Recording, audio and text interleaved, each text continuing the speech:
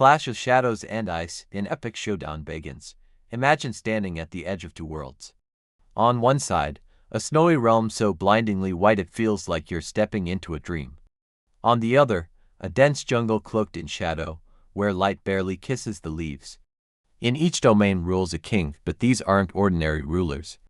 Enter the white tiger, a rare ghost of the jungle, its fur like moonlight wrapped around muscle and fury. Born from the genetics of Bengal tigers, but touched by nature's brush of albinism, it stalks its prey in frosted silence. Regal, powerful, mysterious. Now meet its opposite, the black tiger, a legend rarely glimpsed but whispered about in the deepest parts of Asia's forests. With fur so dark it swallows the sunlight, this melanistic marvel is nature's stealth bomber, sleek, secretive, deadly, to predators, to myths. But what if their worlds collided? What happens when frost meets shadow? When the blizzard eye of a white tiger stares into the abyss of a black tiger's glare? This isn't just a fantasy matchup, it's a deep dive into evolution, environment, and raw instinct. Which of these tigers reigns supreme, the ghost of the snows or the shadow of the jungle? Stick with us, because the deeper we go, the wilder it gets. The power beneath the fur, muscle, mane, and mystery. Alright, let's break this down. In the wild, looks aren't just for show, they're weapons. Every stripe, every muscle, every glint in the eye means something. So when it comes to our two majestic combatants, the white tiger and the black tiger, we're not just comparing coats. We're comparing finely tuned machines of predation. Let's start with the white tiger. With a coat as pale as snowfall and electric blue eyes, it almost looks like a fantasy creature stepped out of a legend. But don't let the glamour fool you. This tiger can weigh up to 500 pounds, stretch out 10 feet long, and leap over 30 feet in a single bound. Its size and strength rival any apex predator on Earth, the white coat. It's not just rare, it's a double-edged sword. While it turns heads in captivity, it makes stealth in the wild a bit trickier. Snowy environments offer camouflage, but in dense forests, it's like a neon sign to prey. Now shift your gaze to the black tiger, a creature so rare that even scientists debate its existence in the wild. If melanism is real in tigers, this cat would be its ultimate form. Dark fur with ghostly stripes barely visible, a hunter that melts into the night. The black coat is a camouflage cheat code in low-light jungles. It's built slightly leaner than the white tiger, but just as long, just as powerful. Think 450 to 480 pounds of raw, silent aggression. Both are built for ambush, with paws padded for quiet steps, claws sharp enough to pierce bone, and jaws strong enough to crush a deer's skull in seconds. But their environments shape their tactics. The white tiger may rely more on brute strength and intimidation. The black tiger plays the long game, stealth, surprise, and precision. So here's the big question. In a straight-up brawl, would the heavier, more muscular white tiger overpower its shadowy cousin? Or would the black tiger slip past the force and strike where it hurts most? We're just getting warmed up. Up next, how these titans hunt, stalk, and rule their territory. Because even kings must eat, and that's where instinct truly shines. Stealth versus strength, the hunt begins. So now that we've sized them up, let's see how they get their meals, because in the wild, your next meal might decide if you live or die. And trust me, both the white tiger and the black tiger have mastered the art of the hunt, but into very different styles. Picture the white tiger, born and bred in regions like India's mangroves and the frosty northern forests. It's big, bold, and not afraid to make a move. Its preferred strategy, ambush with brute force. It will stalk prey like a ghost, inching through brush or snow until it's within striking range. Then boom, a burst of raw muscle and a takedown that could flip a water buffalo on its side. That's not finesse, that's power in motion. I once watched a white tiger in a reserve take down a sambar deer with terrifying ease. No roar, no show, just one calculated leap, and it was over in seconds. That's how top predators do it, fast, focused, final. Now flip the scene and dive into the black tiger's world. Dense jungle, thick shadows, every leaf a potential trap. Here, being flashy gets you killed. The black tiger's strength lies in its stealth. With melanism, it blends into the undergrowth like liquid ink. It moves when the jungle sleeps, hunting under moonlight or in the darkest thickets where sunlight never reaches. Its hunting style is surgical. It picks off smaller, Agile prey, wild boars, deer, monkeys, striking before they even sense danger. Less smash, more sniper strike.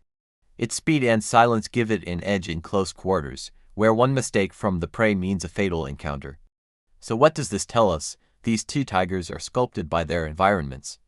The white tiger dominates open areas, relying on raw muscle and overwhelming impact. The black tiger owns the shadows, trusting in timing, silence, and a killer instinct sharper than any claw. Here's what fascinates me. Evolution didn't just make two predators. It made two philosophies.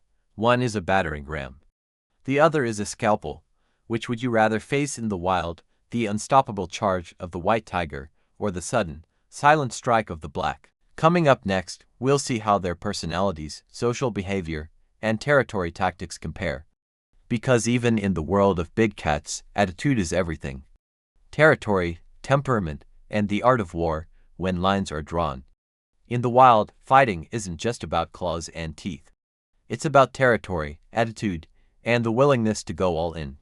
Because before a single blow is thrown, a battle is often decided by who dares to stand their ground. Let's talk territory first. The white tiger tends to roam the misty riverbeds, dense forests, and open clearings of India and Southeast Asia. These tigers are territorial, fiercely so. A male white tiger will defend its range with the fury of a king protecting his castle. And it's a big castle. We're talking up to 75 square miles, marked with scratches, scent, and the occasional roar that echoes like thunder through the trees. If another tiger dares step in, there's no debate. It's go time. The black tiger, if it exists as a true melanistic variant, is even more mysterious, a ghost in even deeper woods. Fewer sightings, fewer clues, more myth than beast. But what we do know is this: any tiger that survives in such shadowy environments needs a tight grip on its turf. These cats thrive in dense jungles where visibility is low and threats are high. It's not just about muscle, it's about awareness, knowing every tree, every path, every place to strike or hide. Now let's talk temperament. White tigers, they're confident, dominant, and have the muscle to back it up. They don't bluff. If challenged, they're more likely to roar, charge, and settle the score face to face. Think of them as the heavyweight champions who've been in a few brawls and know exactly how much damage they can deal. I've seen one white tiger face off with a rogue male in captivity, no hesitation, just a rush of power that made the steel enclosure feel way too flimsy. Black tigers, though, different story. Their attitude is cooler, more calculated. They're the assassins, not the brawlers. You won't hear them coming. You might not even know they're nearby until it's too late. If they fight, it's quick and brutal, but only when the odds lean in their favor. In the jungle, survival favors the patient. So what happens if these two titans meet at the edge of their territories? It starts with silence, a subtle growl, a slow circle. Ears back, eyes locked, one built like a tank, the other like a panther in the shadows. Neither wants to give ground. But both know, in the wild, only one can walk away. This isn't just a brawl. It's chess with claws, so who has the upper hand? The bold enforcer who dominates with confidence and weight, or the phantom fighter who waits for the perfect moment to strike? Stick around, because in part 5, the battle begins.